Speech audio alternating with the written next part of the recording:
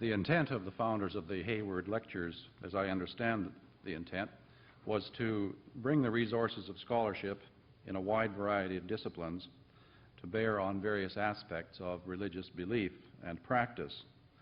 Since the only religious tradition of which I have any detailed knowledge is the Christian tradition, my references to religion or to religious belief and religious practice will be to that tradition. My own area of study is philosophy, and so I shall address the general title of this series, Perspectives on Faith, from the point of view of the question, what can philosophical reflection contribute to the understanding of Christian faith? That is, to the understanding of the beliefs and practices which are distinctive of Christianity. But this question is far too broad as it stands, and so we'll have to spend a bit of time narrowing the focus. There are any number of ways in which a philosophical inquiry into religion might begin, and I've chosen to look at a set of issues which arise out of reflection on the Christian claim that God acts in the world. That is, that God does things, brings about events in history and nature. I choose this point of departure for two reasons. First, the idea of divine action is basic to Christian faith, and it is one of my purposes tonight to spell out the senses in which this is the case.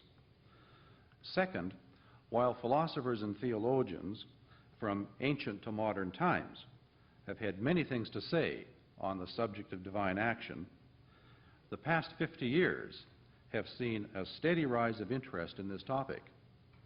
In fact, in the last decade or two, there have been international conferences on the subject. As Dr. Ashley mentioned, I was fortunate enough to attend some of these. There have been a large number of scholarly articles and several major books on this topic. In the light of these facts, I thought it might be of interest to a general audience to be brought up to date on the state of scholarship on this whole matter. I shall proceed as follows.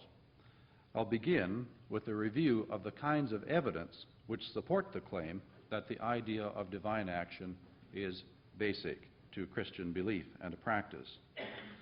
Then I shall outline some arguments which purport to show that this idea is so problematic that we really don't understand it or don't know how to apply it to anything in any systematic or rationally controllable way. In looking at these arguments, we will be able to identify three major questions raised by the idea of divine action in the world. The first question, how could it ever be shown that the belief that God acts is true, or likely to be true, or is in some way rationally justified?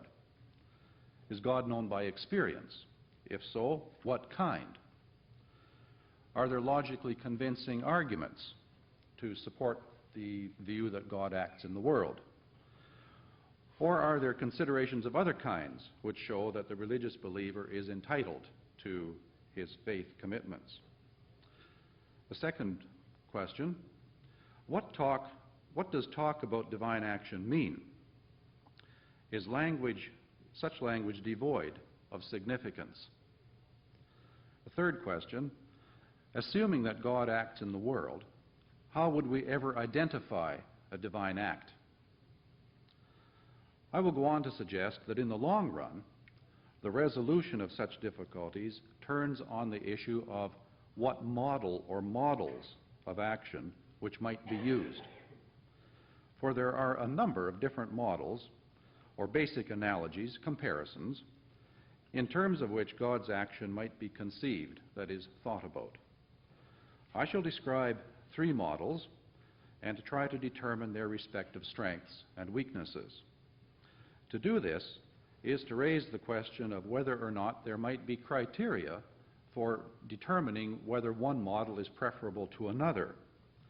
I deal with this matter only in passing by noting some theological considerations which are particularly relevant to Christian faith conceived of as a complex structure of belief and practice.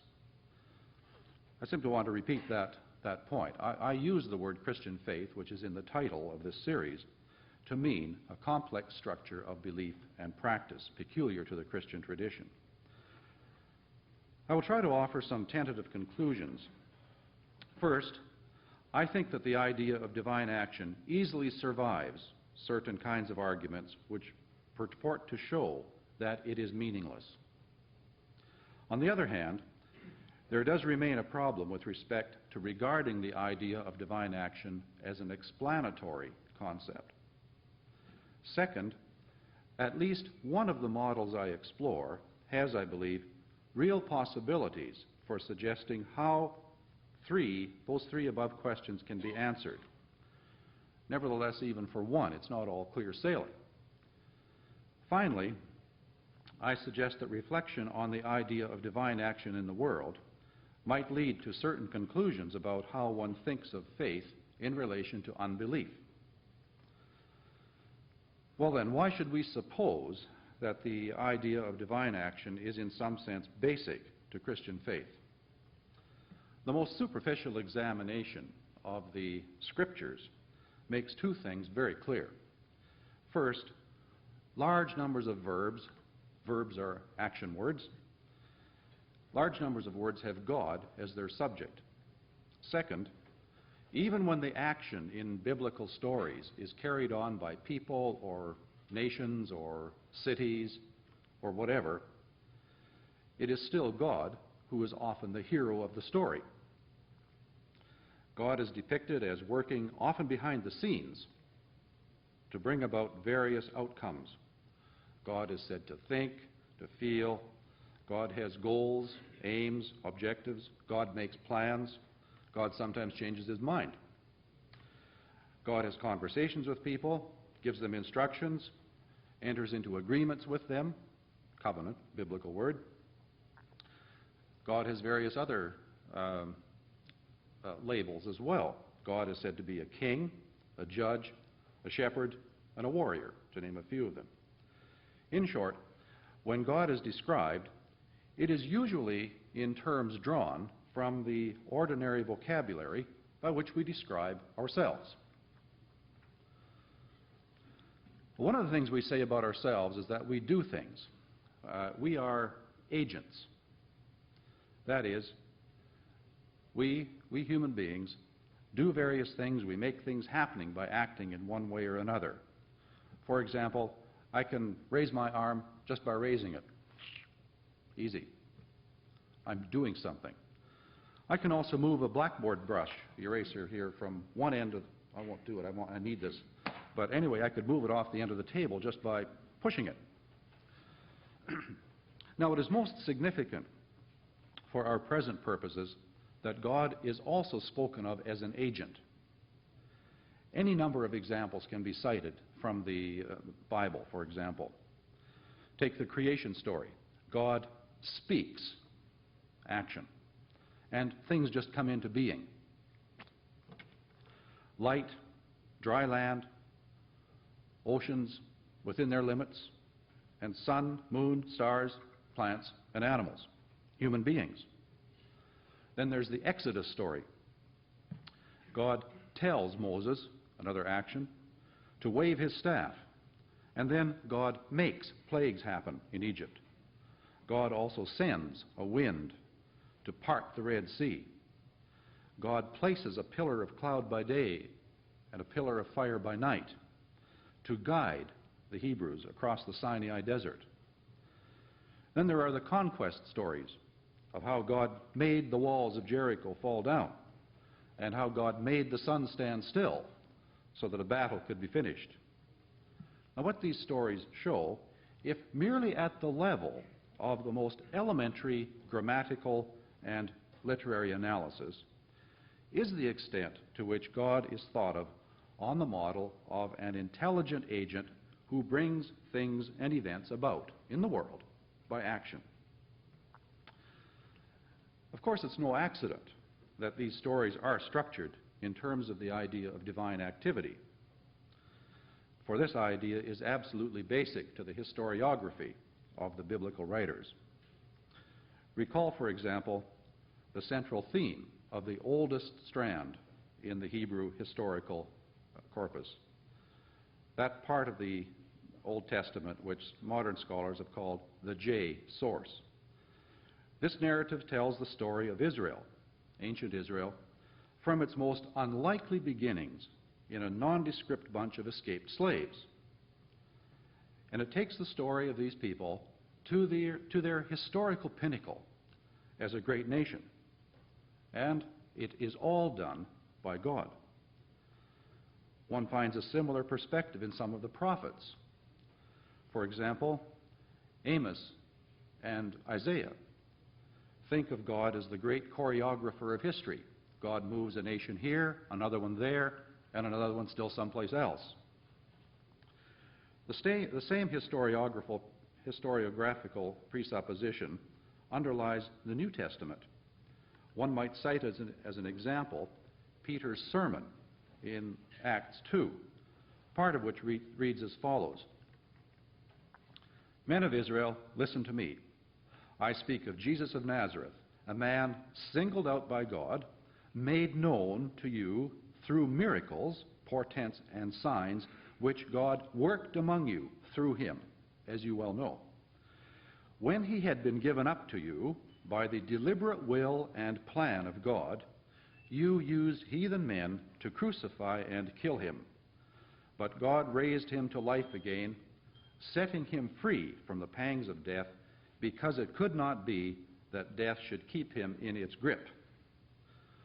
Now, this text reflects part of the content of early Christian preaching, and thus it is very good evidence that the notion of divine activity in the world is a key organizing concept for the first century church in its attempt to spell out the significance of the career of Jesus and to talk about its own place, the church's own place in history. It might be objected here that the grammatical and literary facts which I've mentioned are evidence only that some people long ago told themselves some stories for entertainment or for moral enlightenment and so on. You can support almost any theory by quoting the Bible in the right way, so I suppose there's something to be said for the view. In any case, there can be no doubt that some of the material in the Bible, a good deal of it, does serve social and political functions. As one author puts it, it is identity literature, literature whose function is to evoke and conserve those features of a social entity which constitute its identity. In this way, the Hebrew Scriptures call to mind the shared history and tradition which made Israel a nation. Similarly, the New Testament dramatizes the life of Jesus in a way which constantly reminds Christians of their basic loyalties. Nevertheless, I think it is obvious that the biblical writers themselves thought that when they were talking about God causing events in the world, they were saying something that went beyond mere service of social purposes and enforcement of cultural values. They thought that they were talking about events that really happened, that is, events in ordinary time and at a place on the surface of the earth, events which involved actual flesh and blood human beings in the ordinary circumstances of human life. It's intended to be sober history. History in the sense of a description of events whose occurrence is in principle testable by reference to eyewitnesses. Of course, it is history with a difference. The difference is that the occurrence of some of the events is ascribed to God as their agent. Now, much the same point can be made by examining Christian doctrine.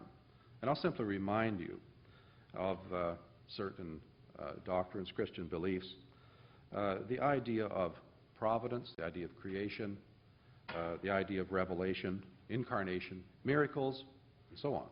All of these involve the idea of divine action. I think the best way to grasp the conceptual structure of a religion like Christianity, however, is to see how it works in practice. And here, if anywhere, we get some sense of how people of faith actually understand what they are doing and how they participate in religion and how they understand the connection between faith and the various domains of thought and action which they share with people who are not of faith. In Christianity, worship has been structured for many centuries on the pattern of divine call, a verb, and human response. In other words, the thought structure underlying what Christians do in the formal observance of their faith is that God does something and human beings respond. Well, let me summarize that first part. The scriptures, creeds, hymns, prayers, the public and private piety of the Judeo-Christian tradition are virtually incomprehensible apart from the presupposition of divine activity. This tradition holds that God reveals his nature through what he does, and that God's rational creatures fittingly, correctly adore him for what he is, and correctly praise and thank him for his saving activity. The tradition encourages people of this faith to commune with God in prayer and to conform themselves as much as possible to his divine nature. And it assures them of his continuing providential care for them. Doctrine is conceived of as accurate statements of what God does or has done, and practical piety is conceived of as human response to it. Now, I might have belabored this point, but I wanted to put some stress on it because it's important at the outset to realize how central this idea of divine action is to Christian faith and practice. The basic point that I wanted to make here is that this idea is central to Christianity, not merely in a literary way, but it's central to the way in which Christian faith thinks about the world, in technical language, it's an ontological idea.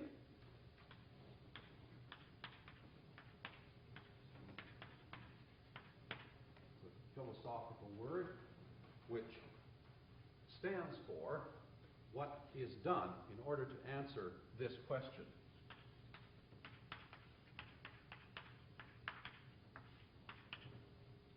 Ontology. In other words, in the way in which Christians have thought about the world, the whole idea that God acts is not just a figure of speech, but has something to say about the nature of the world. Now, this has very important consequences, because if the idea of divine action cannot be made good as an ontological idea, Christian faith must undergo a very radical rethinking. And, of course, that's not news, because many students of religion have already done that kind of radical rethinking from many points of view, and their arguments should be carefully studied by those who aspire to religious leadership. I'm not going to discuss any of them here, because I want to focus more particularly on the issue of what must be presupposed if the idea of divine action is going to work as an ontological idea. And so I will turn to that task now and talk about some philosophical issues that are raised by the idea of divine action. There have been a number of arguments which purport to show that the idea of divine action is so problematic we don't understand it.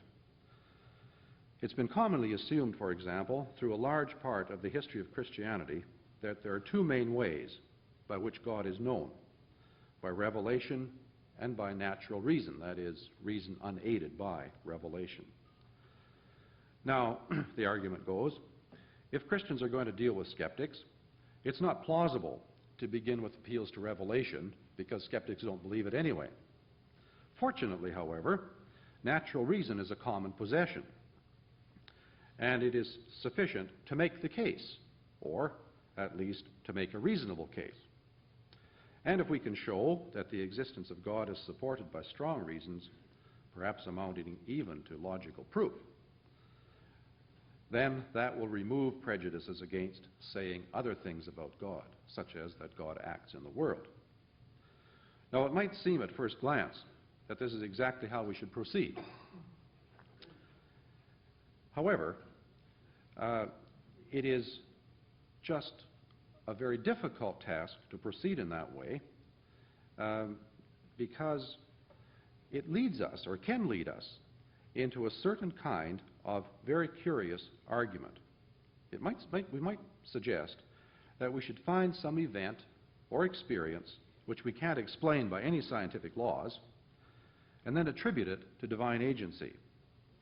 But when we put the matter this way, it is easy to recognize the suggestion as nothing but the long discredited God of the gaps strategy. I'll explain in a minute what that is. There are two reasons on the whole why this strategy won't work. First, scientific knowledge grows, and events for which there was once no explanation are now coming well within the scope of things we understand.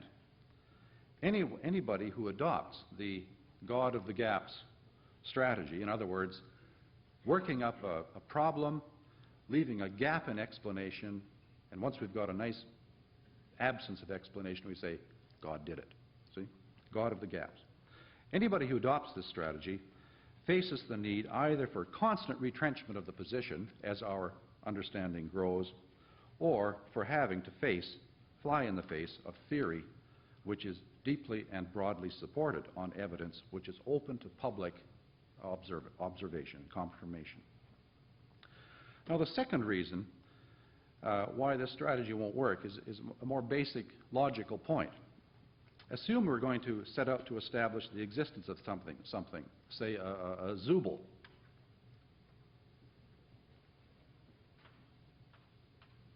I want you to know how to spell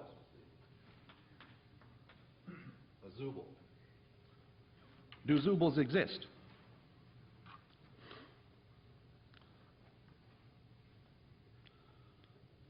Do zoobles exist? Thank you. Anyone want to challenge that? Do zoobles exist? How do you know they exist? If you asked me that question, I'd ask you what they are. That's how I'd start. In fact, I think that has to be our first question. What is a zooble anyway? How can we determine whether there are any until we know what they are? Now, if I tell you what a zooble is, then it will be easy to find out whether there are any. I checked the dictionary to make sure there isn't such a word, by the way. So I can invent it, have this creative power. So the proper response to the question is, tell us what a zooble is, and then we can get on with the job of finding out whether there are any. Well, when we put the matter this way, we can see that the answer to the question, do zoobles exist, really depends on what we're going to mean by the word zooble. And the very same point applies to the idea of divine action. If we know what it is, if we know what counts as a divine act, then we have a good chance of finding evidence for it. And that's why my first question about the evidence and arguments for the reality of divine action, I think, is logically dependent upon the second question, namely, what does this talk about divine action mean? Now, I want to go on to discuss that a little bit. And it's convenient to begin with an argument advanced about 50 years ago by a German theologian and New Testament scholar, Rudolf Bultmann. He wrote a famous essay called The New Testament and Mythology, and he extended his discussion of this issue in a 1958 book called Jesus Christ and Mythology, and my comments are based mainly on the latter work. I'm not going to talk about everything he says. You would need constitutions of iron, and I would need a throat of brass, and we'd have to delay the first pitch of the game for a while. So I'll simply refer to things that are particularly relevant to my talk. Boltzmann makes much use of the idea of a worldview. Now, a worldview in philosophical jargon is a set of basic concepts together with a certain set of beliefs expressed in terms of those concepts. And these are concepts by which everything is described and understood. Such a set of concepts and beliefs might be said to constitute one's world.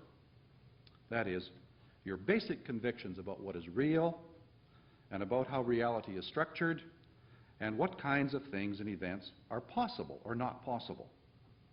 For example, if you think that the concept of cause is absolutely basic to the way we have to understand nature, and you also believe that every event has a cause, even if we don't know what it is, then you will also likely believe that freedom of choice is not possible. Or at best, you will believe that free choice doesn't mean absence of causes. We might describe your worldview then as deterministic. A worldview then can be thought of as a set of basic assumptions which we usually do not think about, but which we think with. Only philosophers think about them.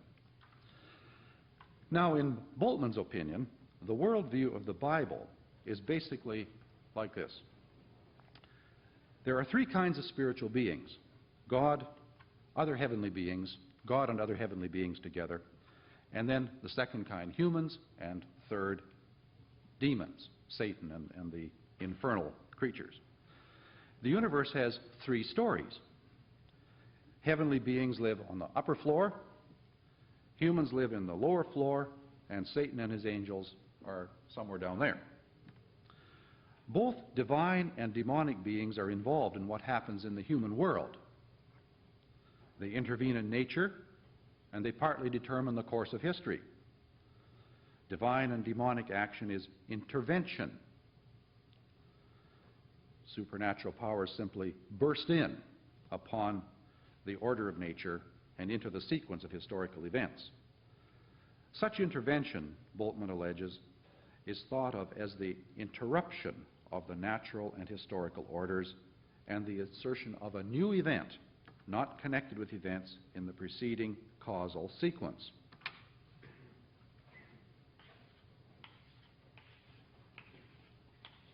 Events in history are something like this. If we take a slice of history out, we find that they're roughly related to each other in some way, but it's a bit of a loose fit.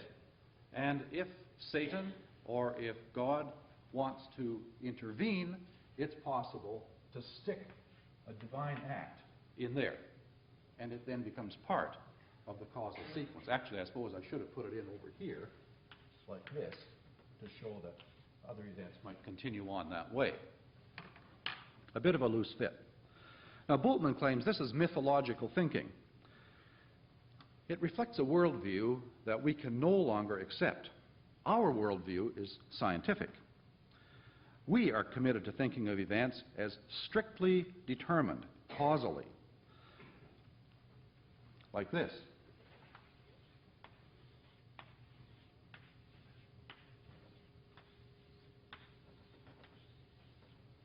There's no place for a divine action to get in there and do anything. Our modern understanding of science and history precludes the very possibility of thinking in terms of the operation of supernatural powers to bring about events in the world.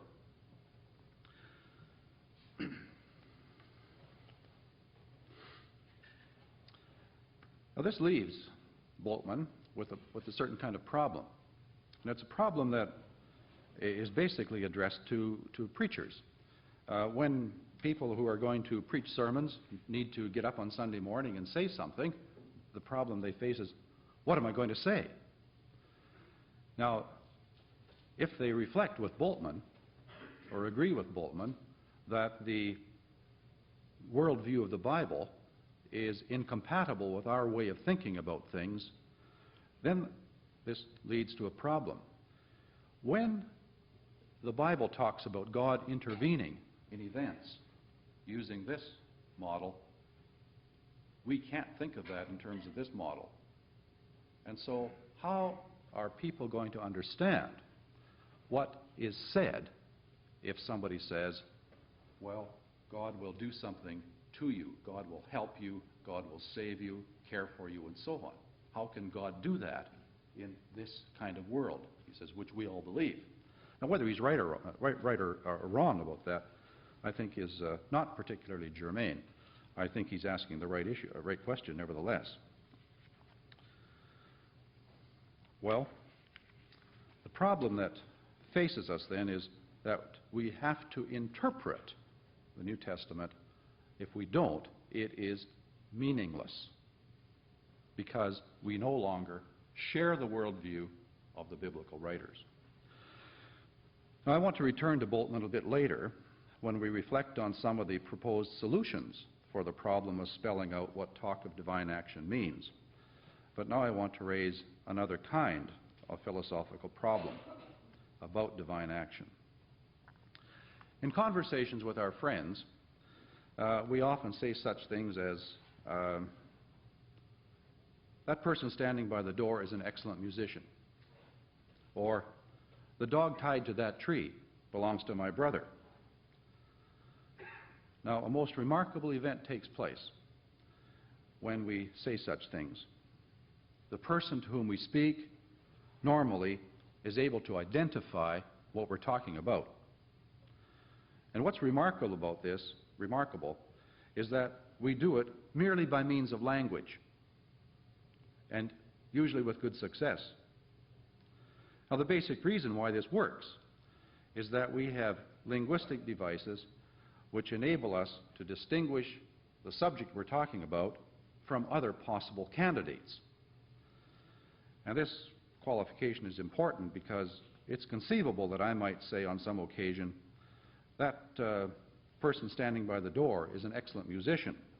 And there might be somewhere in the world a person standing by the door who's not an excellent musician. Of course, that doesn't falsify my statement because we're limiting it to a context. And that point is important because it shows that in order to succeed in identifying what we're talking about, we have to have some kind of context, we have to have some criteria, principles, in terms of which to decide that we've actually identified the thing we want to identify. So certain conditions have to be satisfied. Now, for our purposes, it's not necessary to carry out a full analysis of such situations, nor even to determine whether what I've just said is entirely correct for all possible situations.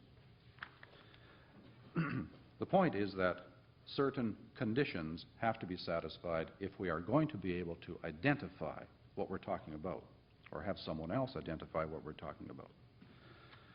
Now, it's been argued that if God is to be conceived as an agent who acts in various ways to bring about events in the world, then statements about God's activity can be successful only if it is possible to make identifying reference to God. But it is at just this point that the religious person seems to run into difficulty. For God is not an object of sense perception to start with. Hence, we can't say such things as, that dignified fellow over there who looks a lot like George Burns is God. He's the one over there who's translating some Aramaic for the little boy sitting at the table.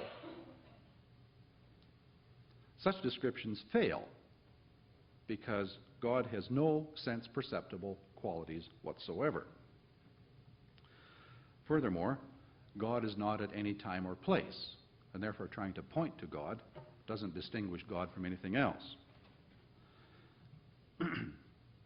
In face of difficulties of this sort, we might well ask, what do statements which seem to refer to divine actions actually refer to?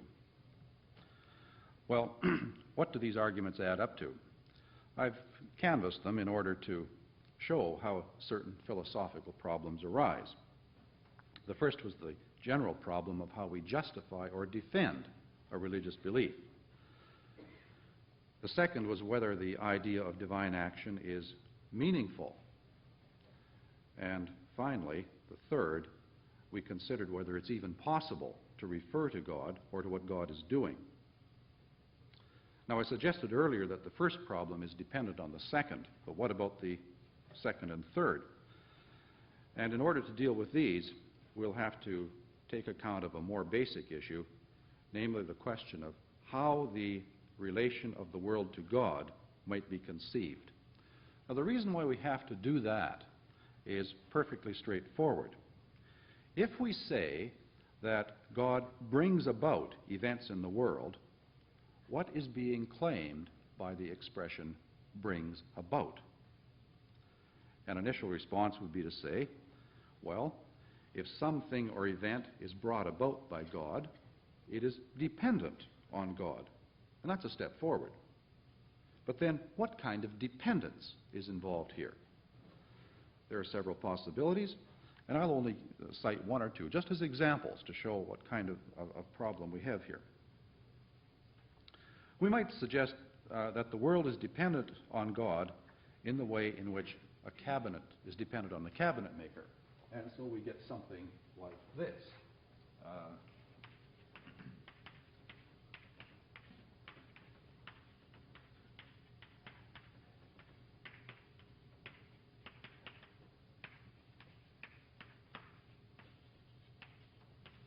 That kind of relation. Or we might suppose that the world is dependent on God in the way in which, say, a concrete block is dependent on the stuff it's made of. So we'll have a relation like this.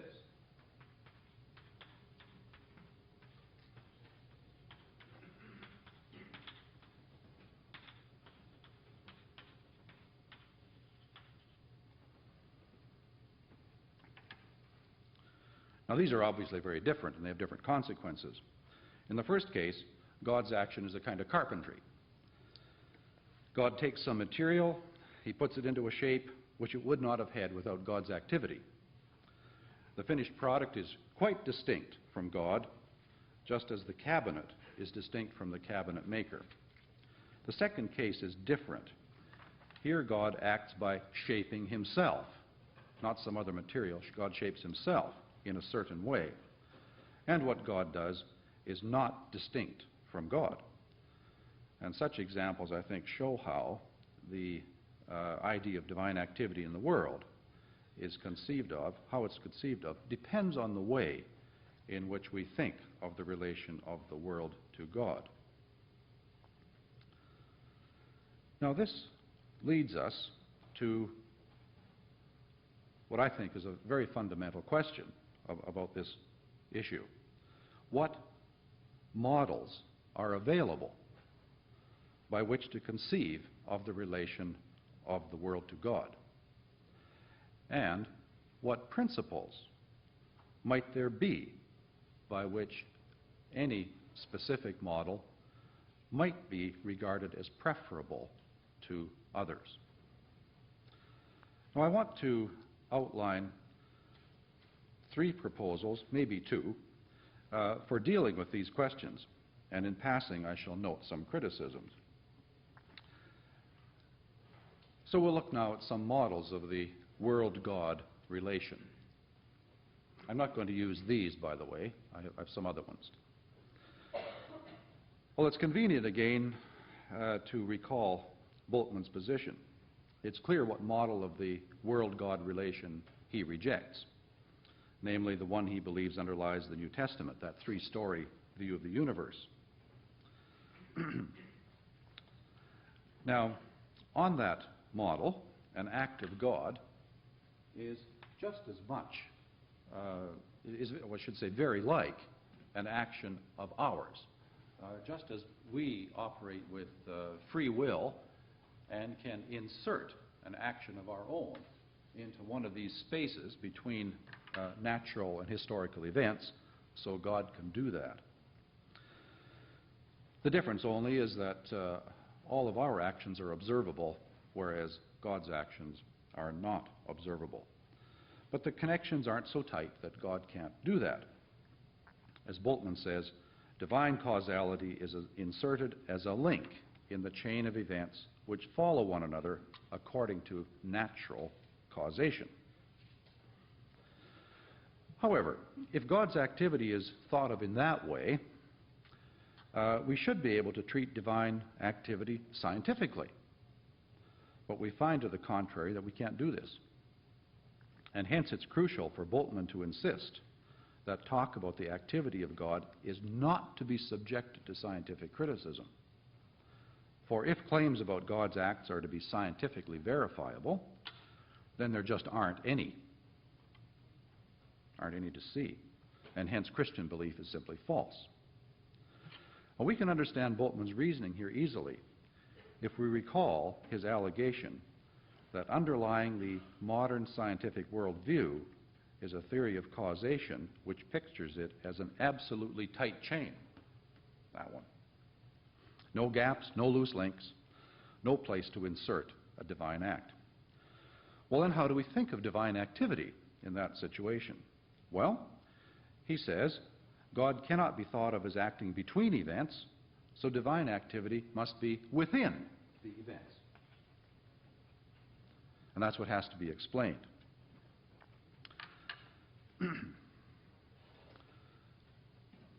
It might be thought that he's committed to pantheism at this point. Pantheism, you undoubtedly know, is the theory that God and the world are identical.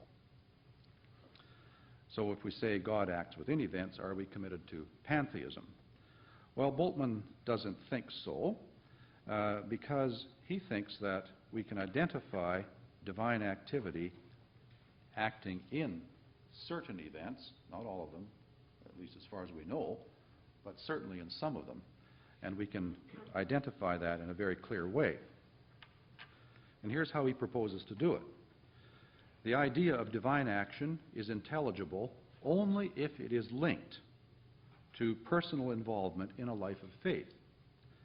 He believes that talk of divine action really expresses acknowledgement of one's, what he calls, existential situation.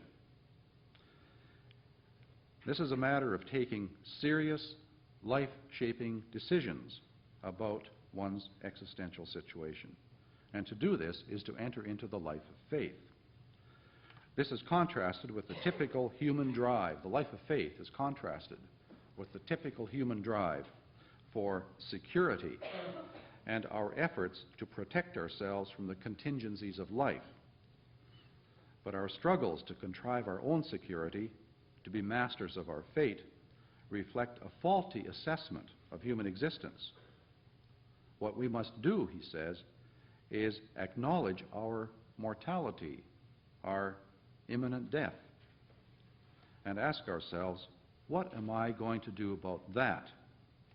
Reflection of this sort leads us to a more sober appraisal of ourselves, a less ego-driven understanding of what is of true worth, a giving up of self-aggrandizement. God's action, he says, bestows upon us a new understanding of ourselves. But wouldn't this mean that a divine act is any occasion which gives rise to this kind of understanding? How do we know that it is an act of God which transforms us? Bultmann tries to meet this challenge by saying that there's a difference between timeless philosophical truth, say that pantheism is true, something like this, therefore God's action is everywhere. There's a difference between timeless philosophical truth and the kind of self-understanding I have just described. His argument, as nearly as I can make it out, is that existential self-understanding does not occur through the grasp of philosophical theory and analysis. He's probably right. But talk about the act of God is not part of philosophical analysis and theory. Consequently, existential self-understanding is an act of God. Now, perhaps I'm being unjust to Bultmann here, but if not, it's clear that the argument simply begs the question, because simply it begs the question of whether the only possible occasion of existential self-understanding is philosophy or the act of God. And the fact that one event is not brought about by another is no reason for concluding that it's not brought about by a third. I think I better do that over again. The argument, I think, is something like this.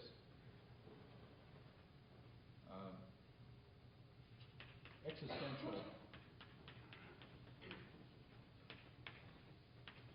self-understanding is brought about by either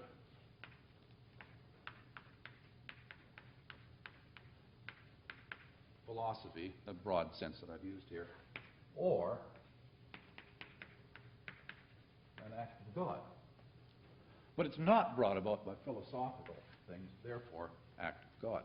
But where the argument fails is that he doesn't allow for the possibility that it might be brought about by something else, some third factor not mentioned.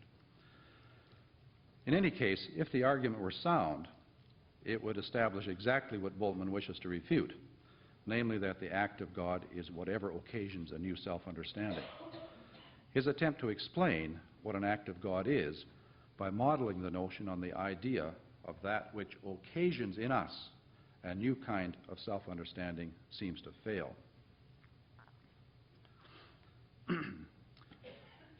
Might be an important failure nevertheless, one that is instructive. For example, we might see his argument as essentially an attempt to tell us what the marks of divine activity are. From this point of view, we would see Bultmann as addressing the question, how am I going to identify an act of God? And how am I going to do it in a way which does not lead me into conflict with natural science or critical history? His problem then becomes one of specifying the marks or the signs, the criteria, by which we pick out a divine act. And the problem is similar to that which occurs in bird watching. Is this a crow or a raven? They're both black, but then look at that heavy beak on that one. And it doesn't caw, it croaks. That's a raven. Is this an act of God? Well, have I reflected on my mortality? Have I realized the futility in the long run of my frantic efforts to secure myself against all contingencies? Have I faced my imminent death and given up my egocentric orientation to life and the world? Yes, this is an act of God. Now, if this is his argument, its flaw is that he has provided no way of showing that the expression act of God is not merely a synonym for new self-understanding. Well, what do we learn from Bultmann? First, any attempt to identify a divine act by specifying criteria for it must not lead to a mere verbal solution. We have to get farther than showing how the expression divine act can be replaced by another expression.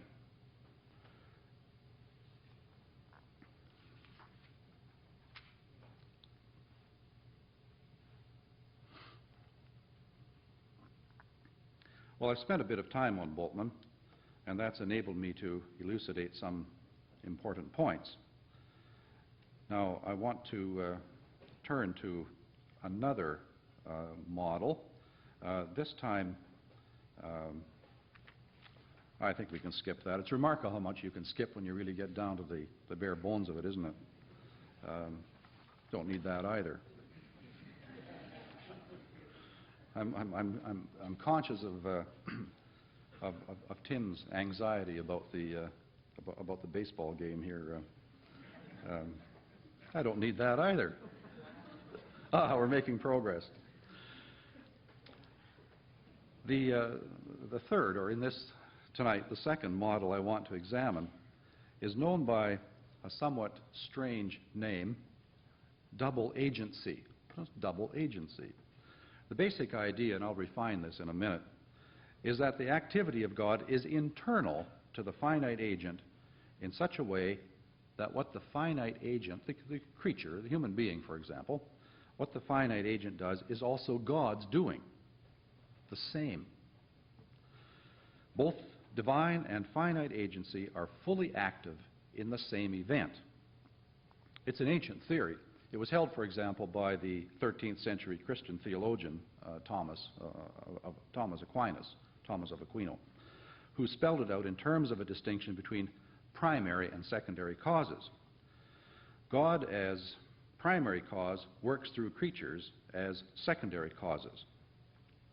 And he modeled this distinction on the relation between an agent and an instrument used by the agent to bring about an effect. For example, if I use an axe to split a log, then I can be said to have split the log, but so can the axe. And we can also think of other examples of the same kind. For example, two people cooperating to lift a heavy object, two people pulling on a bell rope, or one slightly different, the mayor might issue a proclamation by getting the town crier out to read it. And so in that way, the mayor acts through the town crier. The problem with these, however, is that they can all be reduced by redescription. And in the mayor and town crier example, we'd say, well, no, they're not. This is not really a case of double agency. This is simply a case of the mayor authorizing the proclamation and the town crier reading it, two different acts. So what we have to try to make sense of then is the notion of double agency is not reducible. Well, the view that I want to look at is one that was advanced by Austin Farrer, whom Tim mentioned a few minutes ago. It's the idea of two agents for one identical action, and he wants to see what model might be suitable. Now, interestingly enough, he doesn't himself develop any of these models at any length, and the one I'm going to use is one that is suggested by him in some remarks that he made in an essay called Causes. And it goes something like this. What he suggests is that the whole idea of being persuaded of something by somebody else, say changing your mind about something, having a view altered by what somebody says, might be a good way of thinking about double agency. So we can work this out. I've often found myself in the following circumstance. I'm convinced, maybe passionately convinced, about the truth or the correctness of some point of view. Then I have a conversation with you, and as a result, I find that I change my mind, change my opinion. And this is an interesting event, for clearly you, by speaking, bring about my change of mind on the matter. Well, how does that happen? Well, we could talk about the sound waves and the impact of these things on the tympanic membrane and nerve impulses and things in the brain and so on. And yet we would never accept that as an explanation of why I changed my mind. What we require is a reference to the reasons. Well, you changed my mind by means of moral and rational persuasion.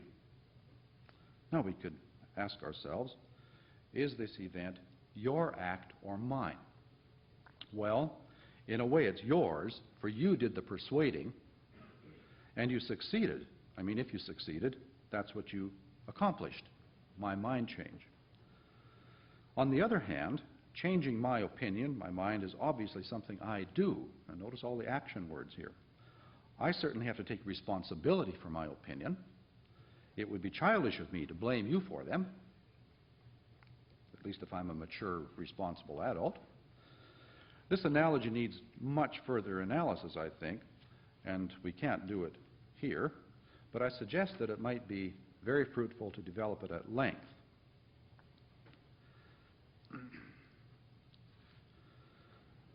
Well, if we assume that the model of double agency can be given some kind of intelligibility along lines that I've suggested, we can then ask ourselves, what reasons would there be for anyone to believe that this is the way, or that there are divine acts in the world construed in this way?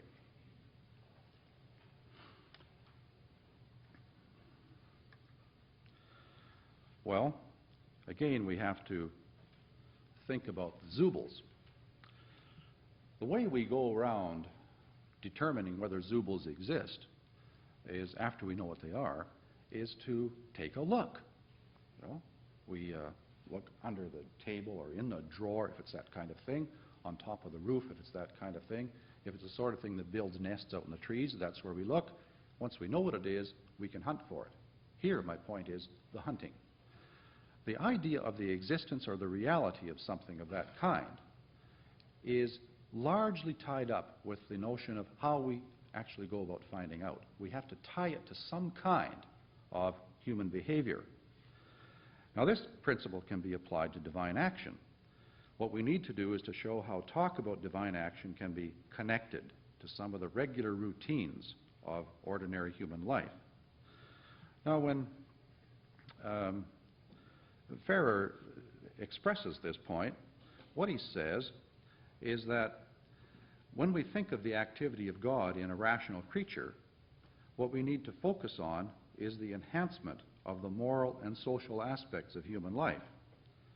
For example, becoming a better person and helping other people to become better people, helping them, encouraging their moral aspirations and assisting them in their achievements. In this way, we largely make ourselves the kinds of persons we become, and we take part in the way in which others make of themselves what they become. For example, when we take extra care to prevent unworthy motives from clouding our decisions, we develop a habit of moral sensitivity and care. When we do kind deeds for others, settled habits of charity become dependable aids in making decisions regarding relations with other people and with the natural world. When we struggle to understand and appreciate others for themselves and not for any merely exploitive purposes that we have in our own minds, then we enhance our ability to appreciate and understand others and to cooperate in assisting them to achieve worthy aims. Now, Ferrer doesn't stop there, for he argues that it is in the enhancements of moral and social capacities that religious faith finds a footing, and by which the person of faith understands activities such as prayer, contemplation, and worship. These activities become fully integrated with the rest of one's active life because they affect one's relationships with others and with the natural world. And the religious person believes that in engaging in these activities, he is engaging his own mind and will with God. Now, in this way, the person of faith invokes the idea of double agency in an explanatory capacity. He believes that he is responding to a creative will. And so the idea of double agency functions like a supposition which, if true, would have an important bearing on one's conception of moral and social good and of our duties to others. The person of faith finds that the supposition is livable. It is working faith. And as long as it is not refuted by counter-evidence, including perhaps the discovery that religious faith is self-stultifying and destructive of the very things that most people aspire towards and hope for, hold dear, then he's entitled to retain the supposition. Well, our thinking tonight has taken many twists and turns, and we might well ask what its results are, what we've accomplished. I think we can draw some conclusions. As I indicated earlier, my main purpose was to survey a segment of scholarship on this issue, and had I aimed for a more technical approach, the lecture would have been more heavily analytical and logical and of much narrower scope. I might even have spent the whole time talking about this, you see. Well, what conclusions have we got? First, I think that the idea